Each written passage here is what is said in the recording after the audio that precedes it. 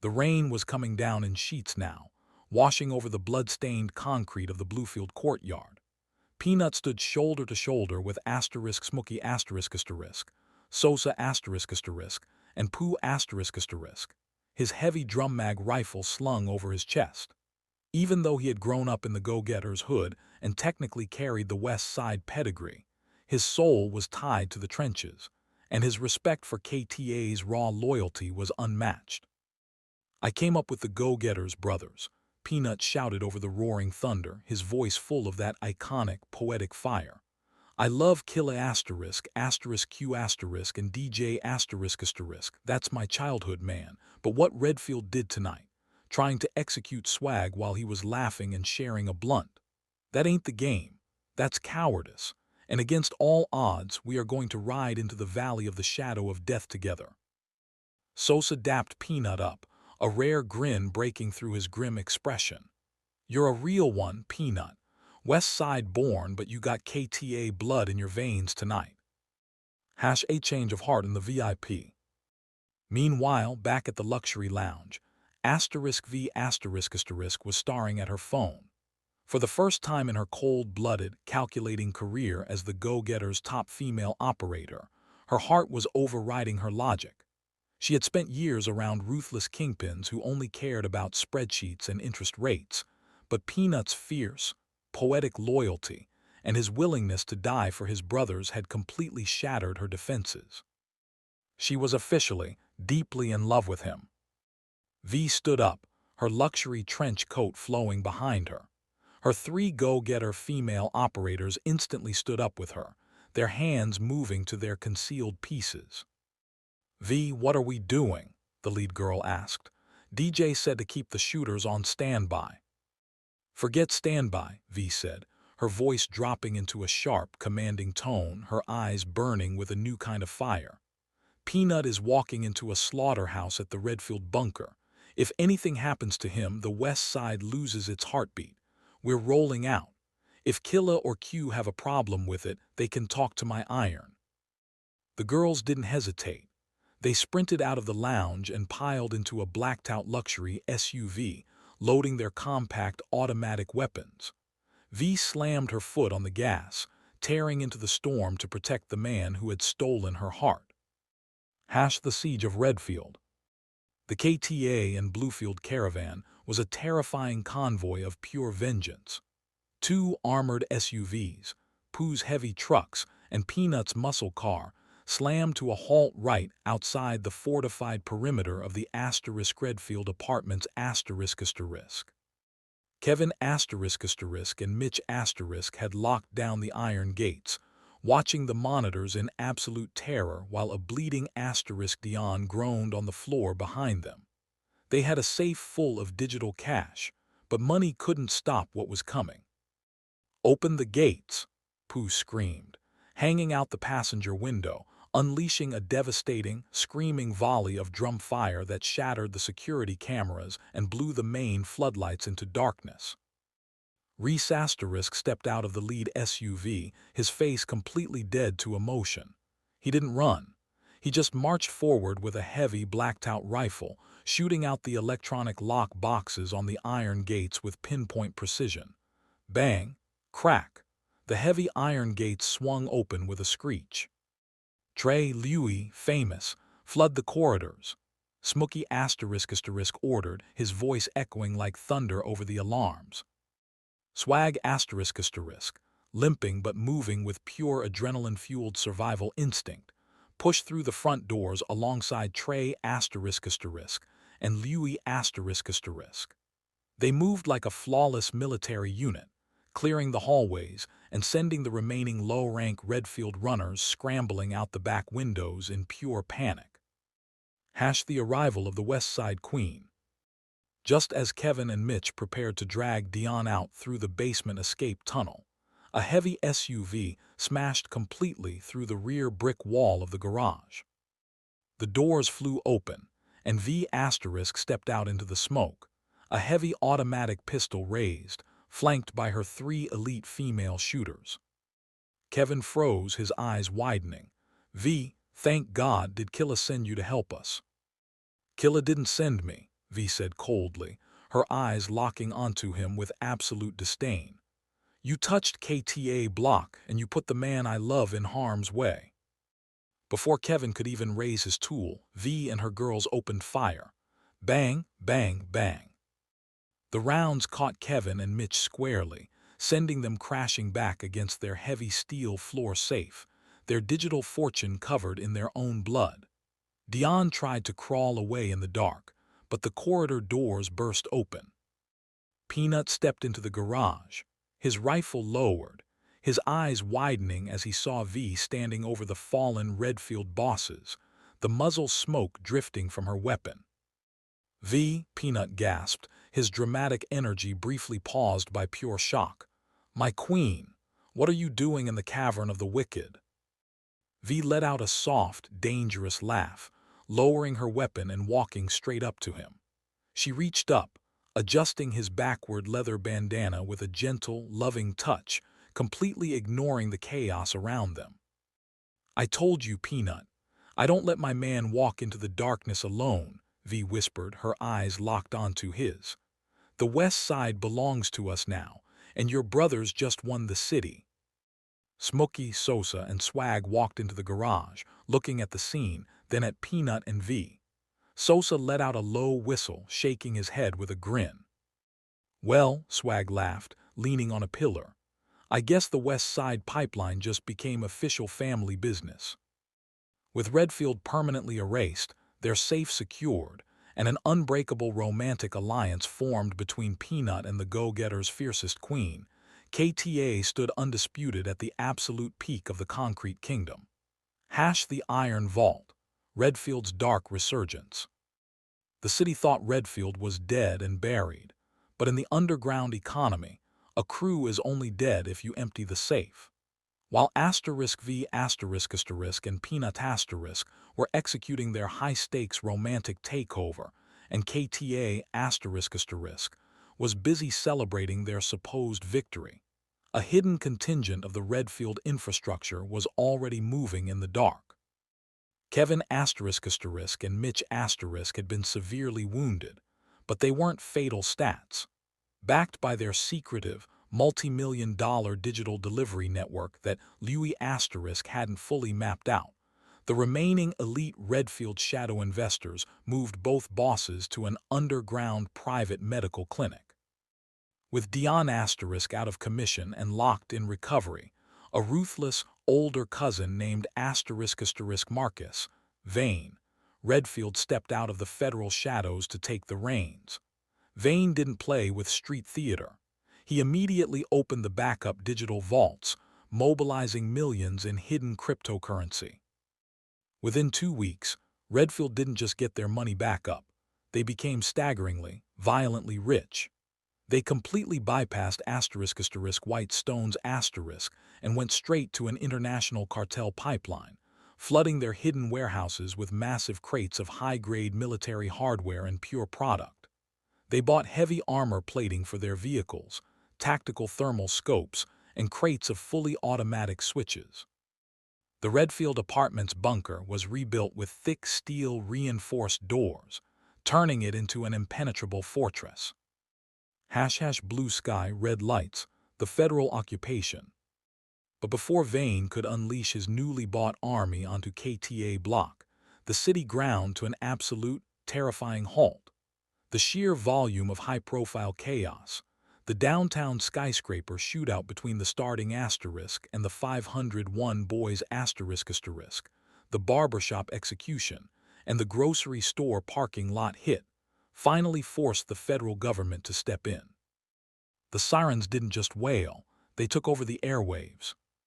The governor declared a state of emergency, and the National Guard, alongside a massive federal task force, completely took over the streets. Blue and red lights painted every brick wall in the city center. Military-grade armored personnel carriers cruised down the main avenues. Helicopters with high-powered searchlights painted the rooftops every 30 seconds. Curfews were strictly enforced. A mandatory 8:00 p.m. lockdown put the entire multi-million-dollar street economy into a deep freeze. # The holding pattern. Inside the Polish room nail shop the neon signs were turned off for the first time in months. The private, elite bodyguards Shay had hired stood completely down, blending into the shadows so they wouldn't get pinched by the federal patrols sweeping the sidewalks outside. Upstairs in the penthouse, the atmosphere was suffocatingly tense. Smokey sat on the sofa, gently rocking baby spider to sleep, while Shay Tink Lola and Sky watched the live news feeds of troop movements on the monitors. Souza Swag Famous and Trey were cleaning their weapons in the kitchen. Unable to step foot into the courtyard without risking a federal indictment. The feds are choking the lanes, Louis said, slamming his laptop shut in frustration. Every distribution line from the west side is frozen. We can't move a single gram while these trucks are parked on our corner. Down at the Bluefield Apartments Pooh was sitting inside his dark living room, his face illuminated only by the light of his phone. He looked out the window at a heavily armed police checkpoint erected right outside the Bluefield gates. Jackson still bandaged up and weak from his chest wounds, was resting on the couch. "They think they tamed us with these badges," Pooh whispered, his voice dripping with venom. "But all they doing is building a pressure cooker. The moment these cops pack up and leave, this whole city is gonna blow." The whisper of war. On the outskirts of town, inside the newly fortified Redfield compound, Vane stood looking at the same police checkpoints on his high-definition security feeds. Behind him, rows of brand-new, military-grade assault rifles gleamed in the dim light of the warehouse, surrounded by mountains of fresh product and stacks of cash. "Let the laws hold the streets for a minute," Vane said, a cold, calculated smile spreading across his face as he looked over at Kevin and Mitch, who were bandaged up but standing on their feet, fueled by pure hatred. "Let KTA get comfortable thinking the police are protecting them. The moment the feds pull back their lines, we aren't just going to hit a courtyard. We have the money, we have the arsenal, and we are going to take everything they love." Federal occupation had the city locked down, but inside the steel-reinforced bunker of the Redfield Apartments Marcus Vane, Redfield was turning the crisis into a multi-million-dollar masterclass. While the flashing blue and red lights of the police checkpoints kept KTA and Bluefield trapped inside their homes, Vane was leveraging his untraceable digital infrastructure to get Redfield completely situated. "The streets are blocked, but the digital skyways are wide open," Vane said, throwing a tablet onto the heavy oak desk. He didn't care about the traditional street corners. Vane remobilized the entire Redfield network into an elite, decentralized dark web delivery operation. Using high-encrypted burner apps and a fleet of clean, luxury vehicles masquerading as essential medical couriers and high-end delivery services, Redfield completely bypassed the federal blockades. They were catering directly to the wealthiest clientele in the financial districts and the suburbs, people willing to pay double the price for premium product during a citywide lockdown. Raising the dead, the recovery and re-up. The money didn't just trickle in, it cascaded. Stacks of pristine, crisp $100 bills flooded the compound, completely filling the deep floor safes and expanding into hidden offshore accounts. With this sudden, massive influx of capital, Vane got every single one of his day members back on their feet.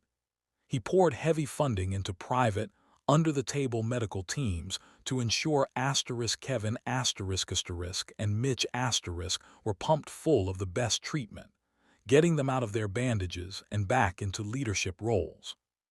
Even Dion whose mind had been fractured by paranoia, was given the best underground care, his physical wounds healing as he sat in the armed bunker, his eyes locking onto the new, heavy weapon crates Vane was ordering.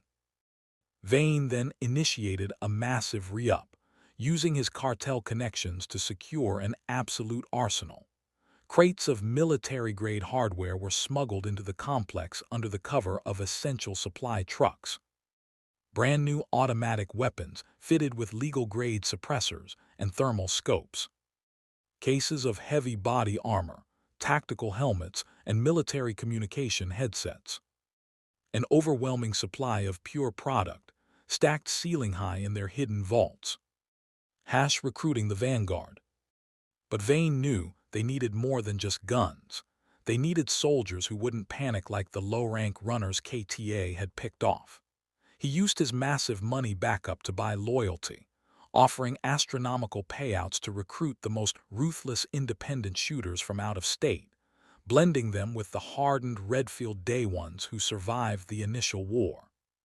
Kevin walked through the warehouse, running his hand over a row of armored SUVs painted in matte black, his confidence fully restored. "We have more money right now than we've ever seen in the history of this project. KTA thinks they starved us out, but we're richer than the plug. They're sitting over there counting their hair salon pennies, thinking the feds are going to protect them forever," Mitch sneered, strapping on a fresh tactical vest. Vane stood by the master control desk, watching the federal patrols on the external monitors. The police presence was slowly beginning to thin out as the city-wide curfew entered its final days. "Let them count," Vane said coldly, his voice vibrating with absolute authority. "We are situated, we are wealthy, we are armed to the teeth.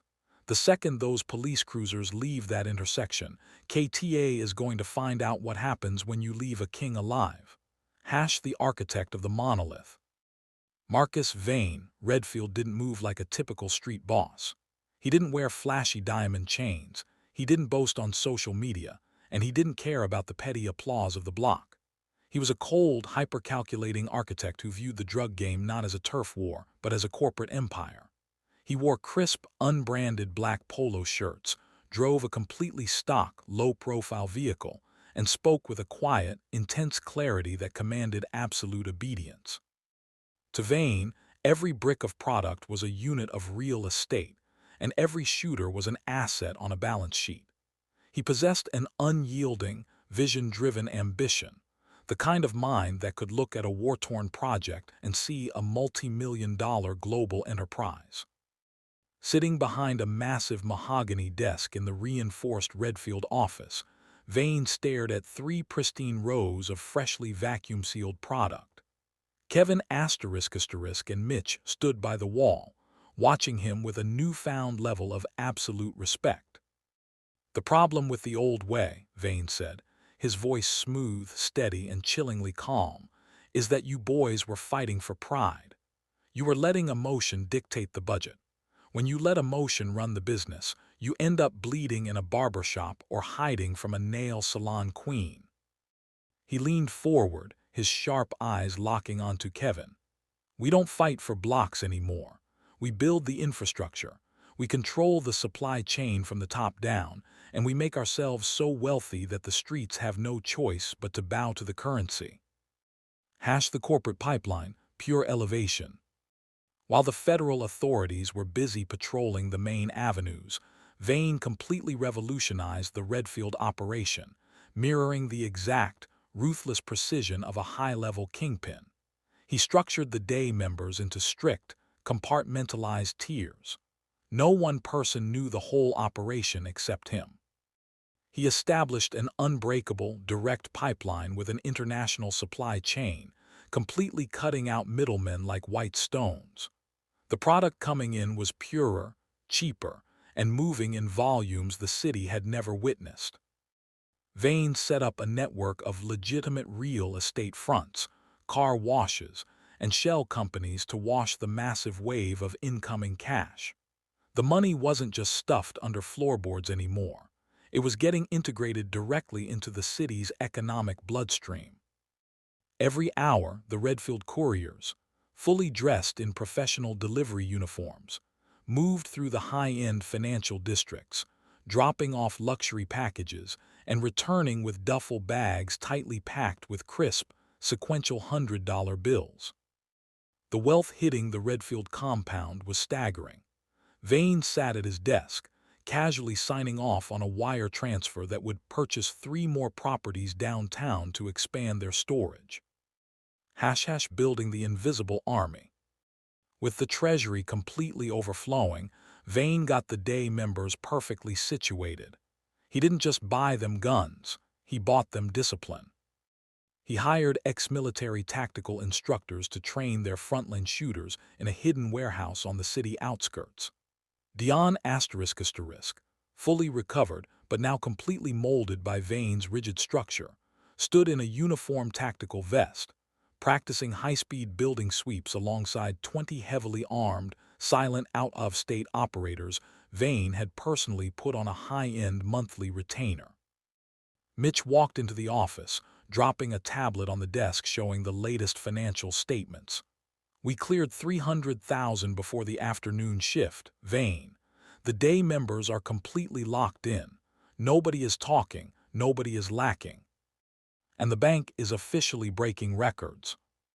Vane looked out the reinforced window, watching a police cruiser slowly drive past the perimeter. The federal occupation was in its final hours. The checkpoints were already being dismantled down the avenue. He didn't smile. He just adjusted the cuffs of his shirt, his mind entirely locked onto the grand vision. KTA thought they were kings because they were loud, but Vane was building a monolith in the dark, and when he finally pulled the curtain back, the entire city would belong to Redfield. The soul of the project. The federal checkpoints were finally fatting from the neighborhood, leaving the concrete damp and the air thick with tension. Inside the master office of the newly fortified Redfield Apartments ***, Marcus Vane, Redfield, was staring at a wall of digital ledger screens, completely immaculate in a tailored black button-down. Standing near the door, shuffling his feet in a stiff, unbranded corporate polo that Vane had forced everyone to wear, was Reggie ***. The low-rank runner had been surviving the digital drop-offs, but the sleek, quiet corporate transformation was suffocating his street spirit. He walked right past Mitch ** and stepped up to Kevin ***, who was sitting on the edge of the mahogany desk. "Kevin, man, look," Reggie said, pulling aggressively at the tight collar of his polo shirt. "I love how everything is going. The money backup is beautiful, we are staggeringly rich. But the dressing, this corporate uniform, I can't deal with all this. We gotta go back to our gangster shit. I like the business and all, but we gotta remember who we is and where we came from. We Redfield, man. We represent the trenches."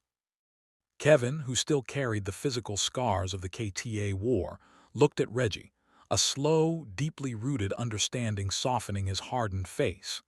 He nodded slowly, looking down at his own clean outfit. "You right, Reggie," Kevin sighed, looking over at Vane, who didn't even turn around from his monitors. "We can't forget the block that birthed us." Kevin turned his head toward the master desk. "Vane, Reggie's right. The streets need to feel us again. Let my side of Redfield, the day ones, the original Project Bobbies, go back to the rawness. We keep your digital pipelines running, but we wear our own clothes, we ride our own blocks, and we handle the frontline our way." Vane adjusted his gold watch, his face completely expressionless, cold, and calculated. He took a slow sip of his water. "As long as the balance sheet doesn't drop, Kevin, I don't care if you wear silk or rags. Do what you want with the infantry. Just keep the cash flowing into the safe." A massive wave of relief washed over the original Redfield faction. Within minutes, Reggie, Kevin, and Mitch tore off the corporate polos, throwing on their heavy dark hoodies, sagging jeans, and wrapping their chains back around their necks. The raw gangster spirit of Redfield was officially back, completely funded by Vane's multi-million-dollar shadow bank. The shifting chess board, a scene on every block. ***1, the backroom pack, the KTA beauty empire. Down at the Polish room nail shop ***, the security gates were open, and the money counters were buzzing. Shay sat behind her glass desk, rocking baby asterisk Spider in her arms with absolute grace, while asterisk Tink asterisk asterisk, Lola asterisk asterisk, and Sky served high-end clients champagne at the front chairs. In the VIP backroom, asterisk Meyer asterisk asterisk and Pam asterisk asterisk were aggressively sliding half-kilogram bricks of the Alvarez product into luxury designer shopping bags. Redfield thinks they got a digital monopoly, Maya laughed, slapping a shipping label onto a box. But nobody outstyles the queens. *2, the Penthouse Generals, KTA block. Upstairs on the balcony, Smokey and Sosa stood side by side, looking down at the avenue through heavy tactical binoculars. Behind them, famous Louis and Trey were mapping out the newly vacant federal zones. Swag was sitting on a lounge chair, testing the flexibility of his bandaged leg, while Crease stood silently by the gun locker, feeding heavy-caliber armor-piercing rounds into a fresh drum magazine. "They're moving again," Reese said, his voice a dead whisper. "I can feel the block heating up." *3, the Courtyard Boot Camp, Bluefield Apartments. At the Bluefield Apartments the energy was loud and aggressive. Pooh was packing the concrete steps like a drill sergeant, a blunt tucked behind his ear. Curtis was firing up the courtyard grill, the smoke rising into the evening sky. Resting on a lawn chair with a heavy blanket over his chest was Jackson weak but breathing, his eyes sharp as he watched the young runners patrol the gates. "You see him," Pooh shouted, pointing at Jackson. "He took 3 to the chest and he's still holding a tool. No bitches in BLUFILD. We ready for whatever Vane or Kevin send down this lane." *4, the Rogue Lovers, the West Side Pipeline. Over on the west side, inside a customized, roaring muscle car, Peanut was leaning all the way back in the leather driver's seat, his signature bandana tied tight. Sitting shotgun was V***, looking breathtaking but lethal, a compact submachine gun resting casually across her designer lap. Her 3 go-getter female operators were tailing them closely in an armored SUV. "The poetry is returning to the pavement, Peanut declared, gesturing with his hands. "The feds are gone and my brothers need the energy. We are the storm, my queen." V smiled dangerously, leaning over to kiss his cheek. "Let's go show 'em how the West Side plays, Peanut." *5, the Skyline War, the starting versus 501 boys. Downtown, the glass from the skyscraper battle was still being cleared, but the bloodshed hadn't stopped. In the corporate penthouse, Trap and Tip were signing $1 million security contract while Isaiah Mac and Tyrone stood at the floor-to-ceiling windows, their rifles raised. Down in the shadows of the financial alleys, the 501 boys were plotting their next siege.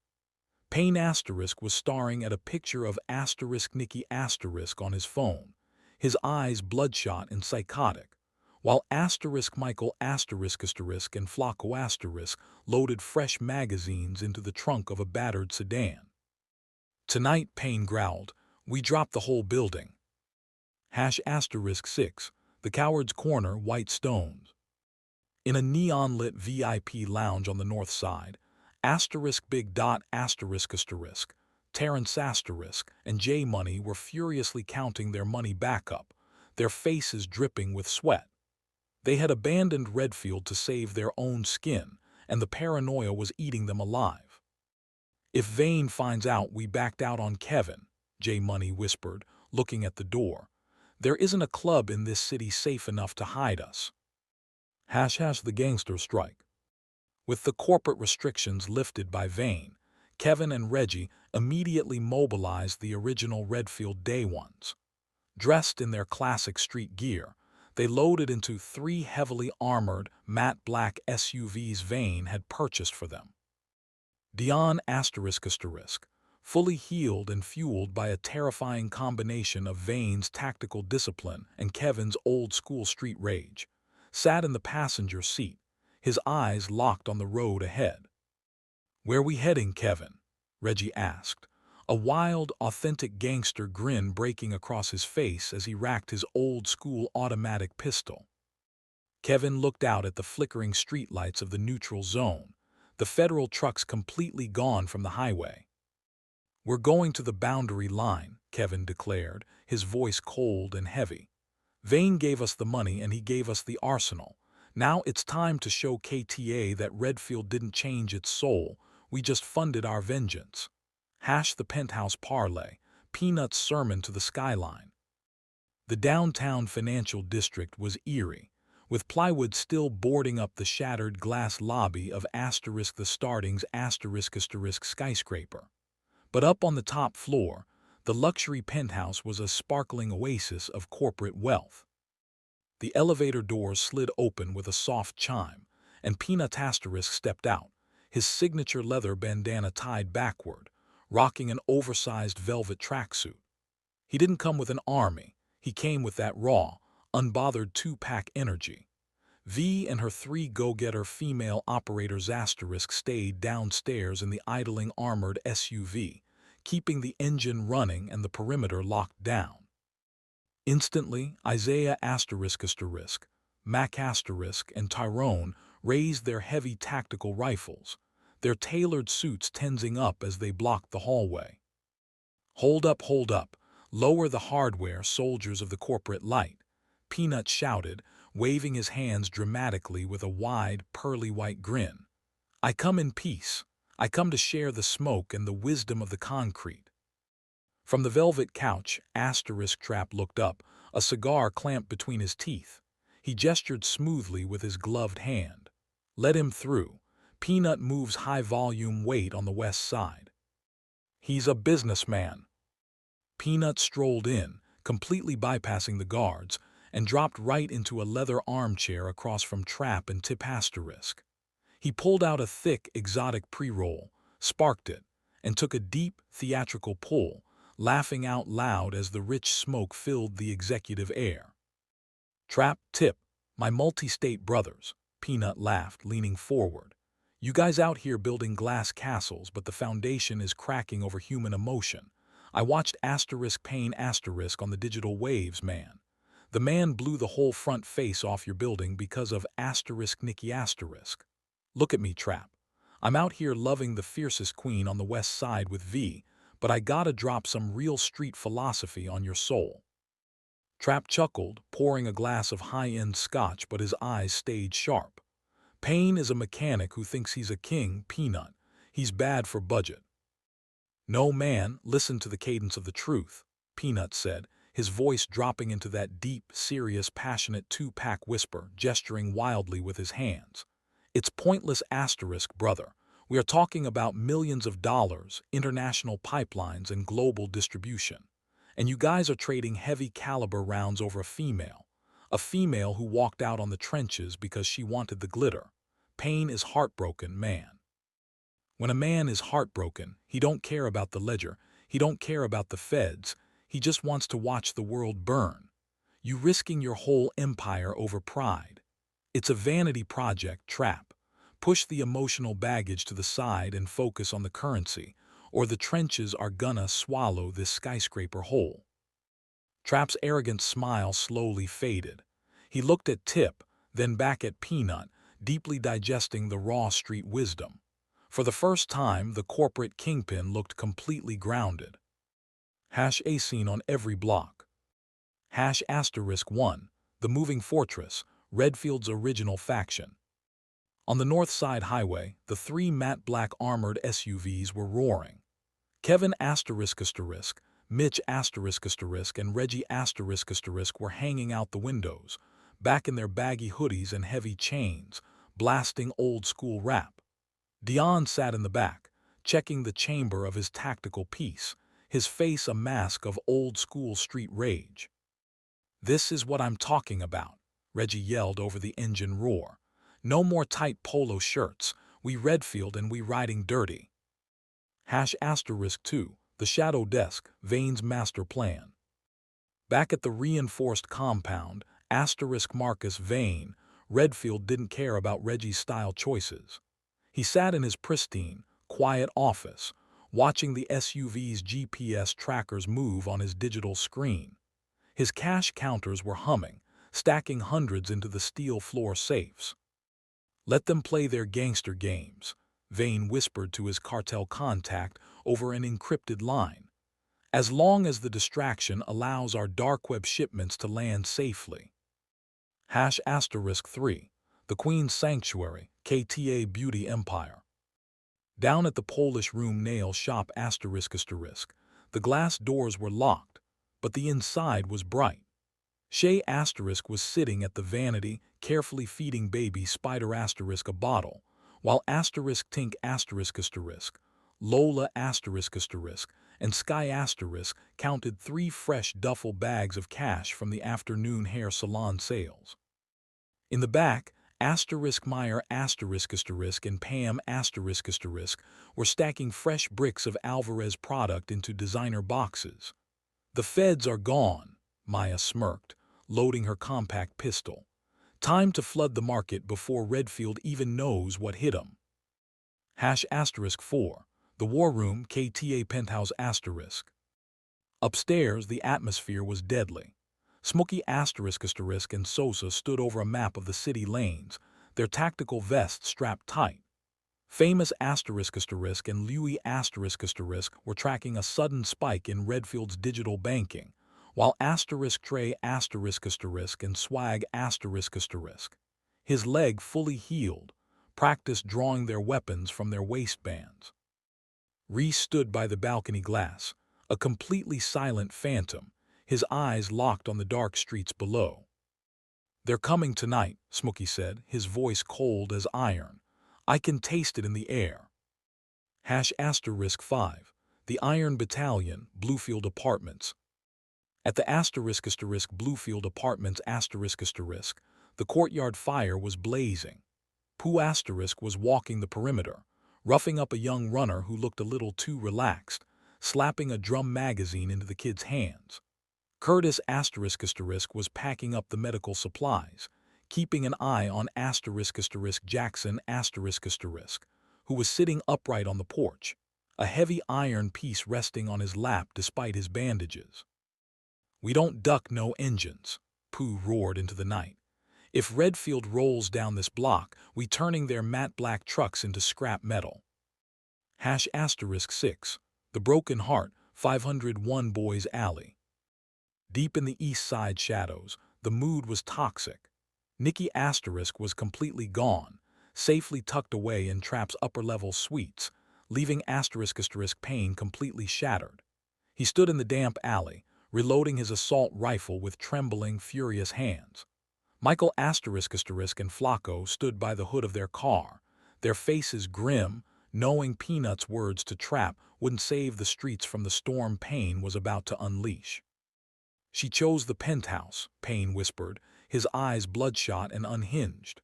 "So I'm bringing the penthouse down to the dirt." *7, the Trembling Corner, White Stones. In their dark north warehouse, Big Dot Terrence and J Money were frantically packing their money back up into suitcases. They knew Vane's resurgence meant their betrayal would be answered with blood. "We gotta bounce before the morning," Big Dot sweated, locking his briefcase. "The whole city is a powder keg and the fuse just lit." The midnight air was thick and heavy as the citywide curfew finally lifted. The hunger was real on the central block, and after days of eating canned rations inside the fortified penthouse, Trey was restless. "Man, I gotta get some real food," Trey said, grabbing his keys off the kitchen counter.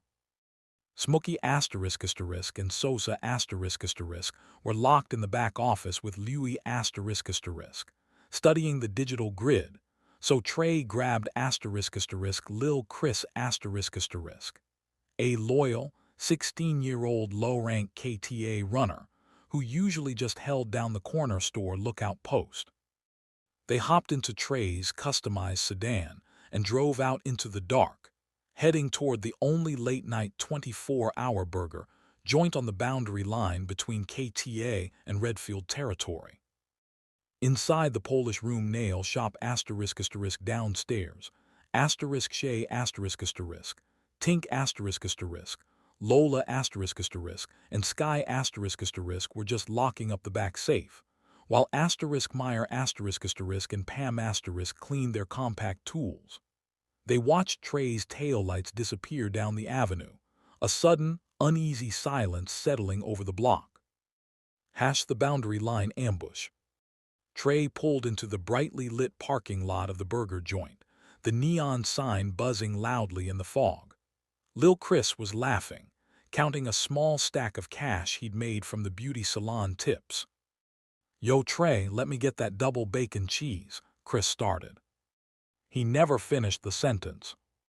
From the pitch-black darkness of the alley across the street, a heavily armored, matte black Redfield SUV tore into the parking lot, its headlights suddenly blinding them. The passenger windows slammed down. It was the original Redfield gangster faction, fully reclothed in their baggy hoodies and heavy chains, backed by Vane's limitless treasury. Reggie was hanging halfway out the front window, a wild, demonic grin on his face, while Dion sat in the back with a heavy, customized automatic rifle, his eyes burning with the cold discipline Vane's trainers had beaten into him. "KTA dies tonight," Reggie roared. An absolute monsoon of heavy-caliber metal tore through the driver's side of Trey's sedan. The driver's side glass disintegrated instantly. Lil Chris didn't even have time to scream. 3 heavy rounds caught him squarely in the chest and neck. He slumped heavily against the passenger door, his eyes rolling back, his young life cut short right there in the front seat. The hunt, running for life. "Chris," Trey screamed, his ears ringing from the deafening noise. Adrenaline, pure and primitive, took over his body. Trey kicked his driver's side door open, using it as a brief shield as more rounds punched perfect, jagged holes through the metal. He scrambled out of the seat, hitting the asphalt hard, and began to sprint across the open parking lot toward the cover of a concrete dumpster enclosure. But Reggie Dion and 3 other Redfield shooters stepped out of the SUV, pursuing him on foot, walking him down like an army. The first bullet caught Trey in the back of his right thigh. Smack! The kinetic force spun him completely around, his leg buckling beneath him. He crashed into the pavement, but the survival instinct was too strong. He scrambled back to his feet, limping violently, his teeth shattered together in agonizing pain. Bang! Another round tore straight through his left shoulder, ripping through muscle and exiting clean out the front of his jacket, spraying dark crimson onto the white neon-lit asphalt. Trey stumbled forward, his vision blurring, gasping for oxygen as his lungs burned. He lunged toward the concrete wall, but a third bullet punched directly into his side, fracturing his ribs and sending him crashing heavily into a pile of wooden pallets.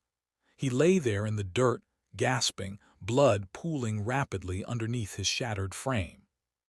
Dion marched forward, his boots clicking on the asphalt, raising his barrel to finish it. But the sirens from the nearby precinct, already alert from the massive gunfire, began to wail down the block. "Cops, we gotta bounce," Reggie yelled, grabbing Dion's vest and pulling him back toward the matte black SUV. The Redfield crew piled back inside, the tires screeching into the dark as they left a trail of destruction behind them. A scene on every block. *1. The war cry, KTA Penthouse *. The news hit the block like an atomic bomb. Smokey and Sosa arrived at the burger joint before the ambulance even pulled away. Smokey stood over the covered body of young Lil Chris, his face completely pale, his hands shaking with a terrifying, unhinged rage. Sosa was holding Trey's blood-stained chain, his eyes turning into pure, black voids of malice. Upstairs in the penthouse, asterisk famous asterisk asterisk and Louis asterisk asterisk were locking down the weapon crates, while asterisk asterisk swag asterisk asterisk and Reese stood by the door, their faces set in stone. Downstairs, asterisk Shay asterisk asterisk was holding baby Spider asterisk close, weeping openly as Tink asterisk asterisk, Lola asterisk asterisk, and Sky locked the heavy bulletproof shutters, the halftime officially buried in a graveyard. Asterisk 2, the Courtyard March, Bluefield Apartments. At the asterisk asterisk Bluefield Apartments asterisk asterisk, asterisk Pooh heard the transmission over his scanner. He kicked a metal trash can completely across the courtyard, his face twisted in heartbreak. Curtis asterisk helped asterisk asterisk Jackson asterisk slide off his porch chair and into the back of a truck. They shot the boy Trey up, Pooh screamed into the night, his voice cracking with tears and fury. And they killed Chris, pack the heavy drums, Curtis. No more talking, we marching to the north side tonight. Asterisk 3, the Dark Ledger, Vane's office. Back at the Redfield bunker, asterisk Reggie asterisk asterisk and Mitch walked into the master office, sweating and hyperventilating, throwing their hot weapons onto the table. Marcus Vane, Redfield sat completely still behind his mahogany desk, casually adjusting his watch as Kevin stood by his side. "We caught him," Reggie gasped. "We killed the runner and we left Trey leaking in the dirt. He ain't making it." Vane looked at the blood on Reggie's sleeve, his face entirely cold, calculated, and undisturbed. "The streets are officially distracted now. Tell the cartel couriers to move the major shipments across the West Line while KTA burns their energy on vengeance." Asterisk 4, the Skyline Standoff, the starting versus 501 boys. Downtown, the news of the North Side slaughter didn't even slow down the Skyline War. In the corporate suite, asterisk Trap asterisk and Tip watched the police lights flicker from miles away, while Isaiah asterisk asterisk, Mac asterisk, and Tyrone asterisk loaded the heavy anti-vehicle rounds into their rifles. Down in the alley, asterisk Payne watched the same news on a burner phone, his arm wrapped around a fresh crate of explosives, completely blind to the rest of the world. Michael asterisk asterisk and Flacco asterisk sat in the front seat of their car, knowing that the entire city's structure was about to collapse. Asterisk 5, the West Side Shadow, Peanut and V. Inside the roaring muscle car, asterisk Peanut received a text from Sosa. "Trey got hit. Chris is dead." Peanut's dramatic, poetic energy instantly vanished. His face went completely dark, his fingers gripping the steering wheel until his knuckles turned white. Sitting next to him, V looked at her phone, her 3 go-getter female operators asterisk locking their weapons in the back seat. "Peanut," V whispered, her heart aching for the pain in his eyes. "The poetry is dead, V," Peanut said, his voice dropping into a chilling, hollow whisper as he slammed his foot on the gas, heading straight toward KTA block. "The trenches are calling for a blood sacrifice." Asterisk 6, the Panic Room, White Stones. In their hidden warehouse, Big Dot asterisk asterisk, Terrence asterisk, and J Money heard the sirens echoing across the north side. They threw their suitcases into the trunk of their car, completely terrified. "Redfield just started the final war," Big Dot screamed, locking the garage doors. "If we stay here another hour, we're going to get caught in the crossfire." Atmosphere inside the KTA penthouse was toxic. Trey asterisk was in the ICU fighting for his life with 3 bullet holes in his body, and 16-year-old Lil Chris was in a body bag. Louis asterisk asterisk, usually the calm tech genius who hid behind monitors, completely snapped. He slammed his laptop against the wall, shattering the screen into a million pieces. His face was twisted with a rare, demonic rage. "They stood over a kid's swag. They left Trey leaking in a parking lot," Louis roared, his voice cracking as he reached into the kitchen cabinet and pulled out a heavy tactical automatic rifle with a dual-drum magazine. Swag asterisk asterisk, his diamond chain swinging wildly against his chest, didn't even try to calm him down. His own eyes were bloodshot with fury. He ignored the dull ache in his newly healed leg, racking the slide of his customized piece. We ain't waiting for Smokey or Sosa to plan this out. We sliding right now. I know exactly where their low-rank runners hold down the daytime drop-off. Downstairs in the Polish room nail shop asterisk asterisk, Shay asterisk asterisk and Tink asterisk asterisk heard the heavy footsteps rushing down the back stairwell. Lola asterisk asterisk and Sky tried to block the exit, but Swag pushed right past them into the rainy alley. Meyer asterisk asterisk and Pam asterisk asterisk grabbed their compact tools, ready to ride out, but Swag slammed the door. This is KTA business. Stay with asterisk spider asterisk. Hash the retaliation on the corner. Louis and Swag tore into the outer boundary of Redfield territory in a stolen sedan. Standing right outside a graffiti-covered corner store was asterisk Reggie's asterisk youngest cousin, asterisk asterisk Lil Sean asterisk asterisk, a 15-year-old low-rank Redfield lookout who Vane had recently put on the payroll to hand out encrypted burner phones. Louis didn't hesitate. He kicked the passenger door open before the car even stopped. KTA sends their REGRDS, Louis screamed.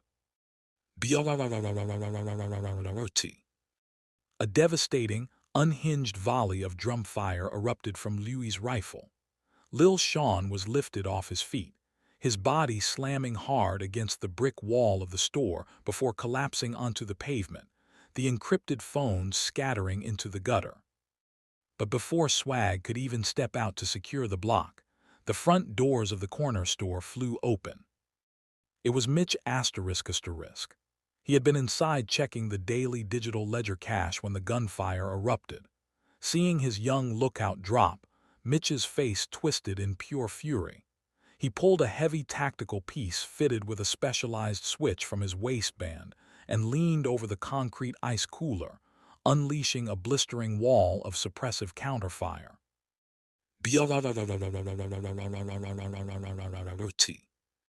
The heavy caliber rounds chewed through the hood and windshield of Louis and Swag's stolen car.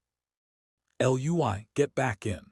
Cops are down the street," Swag yelled, ducking as a bullet shattered the rearview mirror, sending glass shards slicing into his cheek. Mitch kept advancing, his baggy hoodie flying in the wind as he emptied an entire magazine into their vehicle, forcing Swag to throw the car into a violent, screeching reverse. Swag slammed his foot on the gas, the tires smoking as they narrowly escaped the block, leaving Mitch standing in the middle of the intersection, screaming curses into the rain. Vane's breaking point, the corporate wrath. The sirens began to wail instantly across the north side. Within 20 minutes, 3 police cruisers and a federal task force SUV had surrounded the corner store, their flashing lights illuminating the crime scene. Inside the reinforced Redfield master office, the door was nearly kicked off its hinges. Marcus Vane, Redfield, stood behind his mahogany desk, but the icy, calm composure he usually possessed was completely gone. His eyes were wide with a terrifying, absolute corporate wrath. Kevin asterisk asterisk, Mitch asterisk asterisk, and Reggie stood against the wall, dropping their heads as Vane slammed his fist onto the desk so hard the wood cracked. "I have spent millions of dollars structuring this empire," Vane shouted, his voice vibrating with a chilling, dangerous intensity. "I built a dark web pipeline. I washed your dirty cash through legitimate real estate. And you boys are out here playing old-school Neanderthal gangster games in the middle of the street." He walked right up to Kevin, his finger digging into his chest. "We can't be dealing with all this shit and have the police on our backs if we try to sit here and do business and make money. Look out the window. The feds are putting the checkpoints right back up. My cartel couriers are refusing to drive the interstate because you idiots keep lighting up burger joints and corner stores." Kevin clenched his jaw, his baggy clothing suddenly feeling like a target. "Vane, they hit Trey first. We had to." I don't care about Trey, Vane roared, his eyes locking onto Reggie and Mitch. If the police lock this city down a second time, our offshore accounts get frozen, our properties get raided, and the money backup stops completely. From this second forward, nobody fires a single round unless I sign the paperwork. We are here to get rich, not to fill up the local graveyard. If any of you cross my boundary lines again, I will let the cartel handlers deal with you personally. A scene on every block, the pressure cooker. *1, the penthouse sanctuary. Back at the KTA fortress, Smokey and Sosa were standing over Louis and Swag who were covered in sweat and glass dust. Smokey didn't yell. He just looked at the blood on Swag's cheek, his face setting like cold stone. Upstairs, Shay was quietly rocking baby Spider, her sisters watching the police scanners with bated breath. The war was no longer a street beef. It was a survival match against a corporate monster. *2, the courtyard threat. At the Bluefield Apartments Pooh and Curtis were loading heavy tactical crates into the back of their trucks. Jackson was sitting up, his bandages soaked in sweat, holding a fresh magazine in his hands. Vane thinks he can control the climate with his money, Pooh spat, looking at the police lights flickering in the distance. But the storm is already inside his house. *3, the West Side Shadow *. Inside the roaring muscle car, Peanut was gripping the steering wheel, his face completely grim. Next to him, V** was on an encrypted line with Killa* and Q**.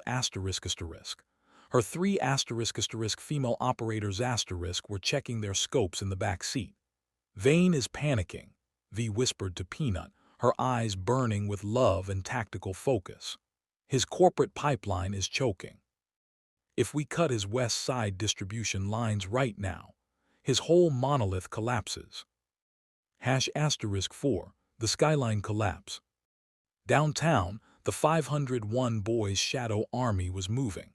Payne*, his mind completely broken over Nikki*, was wired with pure adrenaline. Michael** and Flacco** tried to hold him back, but Payne had already planted the explosives at the base of the Starting's * executive parking garage.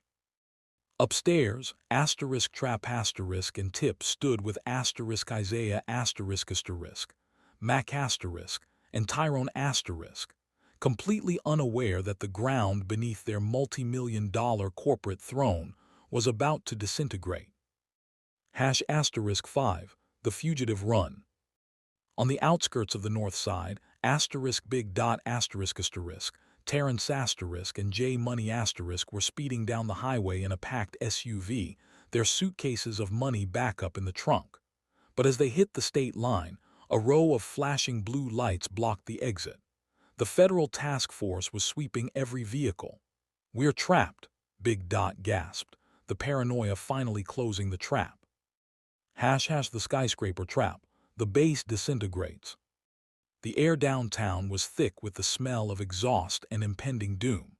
Payne*, his eyes completely bloodshot and devoid of any human emotion, knelt in the dark corner of the Starting's executive parking garage.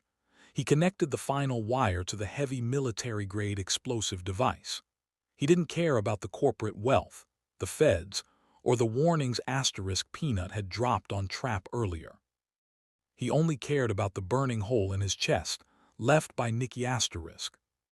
"Payne, let's go.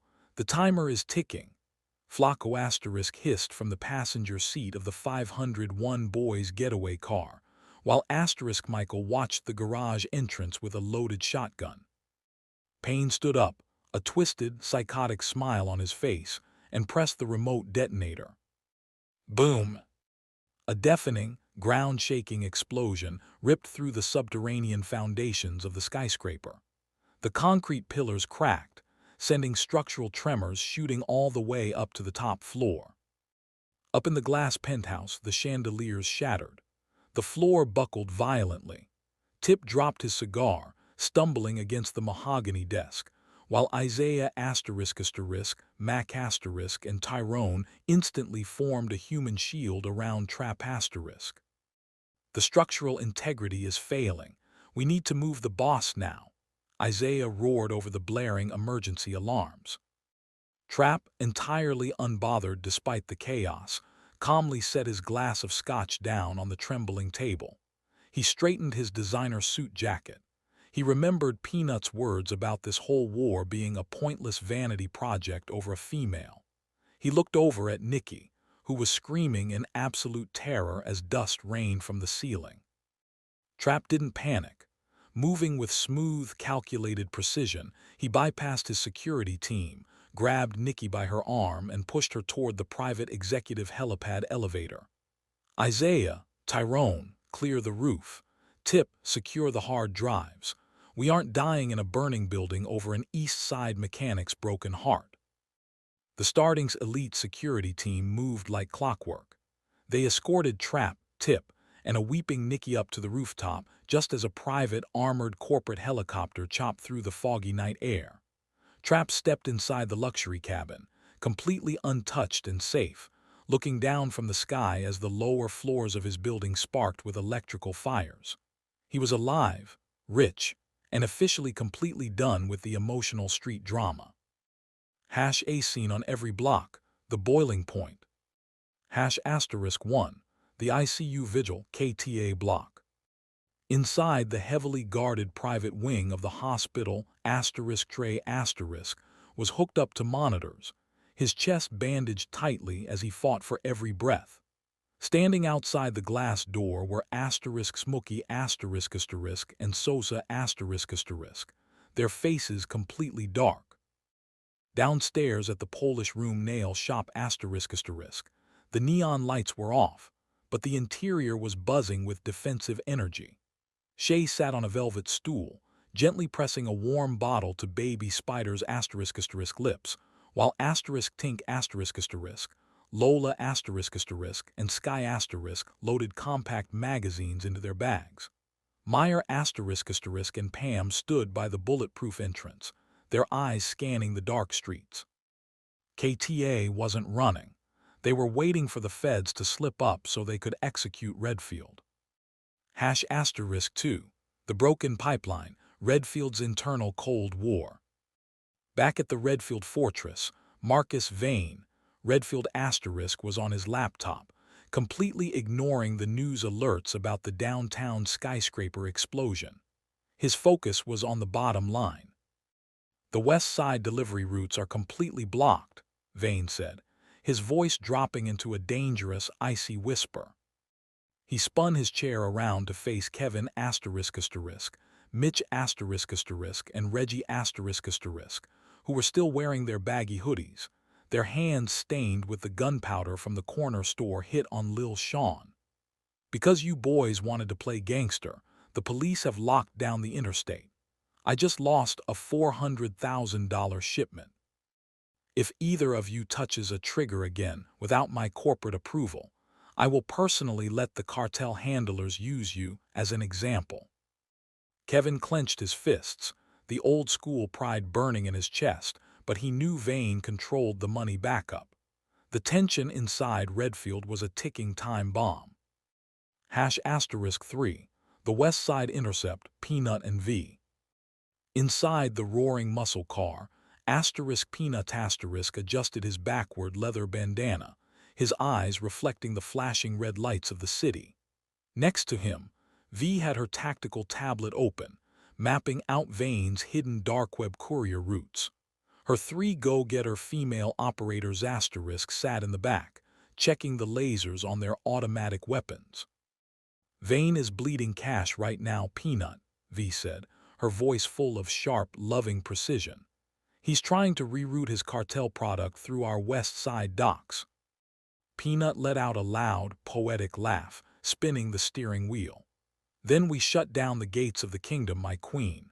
Vane thinks he's the ultimate architect, but he forgot that love and loyalty run the streets. We choking his funds tonight." *4, The Courtyard War Camp, Bluefield Apartments. At the Bluefield Apartments the central fire was roaring against the damp night. Pooh was packing the concrete, roughing up a young runner who was slacking on the gate watch, shoving a fresh drum magazine into his hands. Curtis was packing extra boxes of ammunition into the back of their trucks, while Jackson sat propped up on the porch, his chest heavily bandaged but his eyes steady as he cleaned his service weapon. "No bitches in Bluefield," Pooh roared into the fog. "Redfield wants a corporate war. But we bringing the cemetery right to their front doors." *5. The Federal Trap, White Stones. On the north side boundary line, the panic had officially trapped White Stones Big Dot Terrence and J Money were jammed in bumper-to-bumper traffic, their SUV packed with suitcases of their stolen money backup. Suddenly, flashlight beams blinded their windshield. A dozen heavily armed Federal Task Force agents surrounded the vehicle, their weapons raised. "Step out of the vehicle, hands on your HEADS," the megaphone boomed. Big Dot dropped his head against the steering wheel, sweating profusely as the handcuffs clicked over his wrists. White Stones was officially erased, their money backup seized by the state, leaving the board wide open for the final showdown between the corporate mind of Vane and the raw, unyielding vengeance of KTA.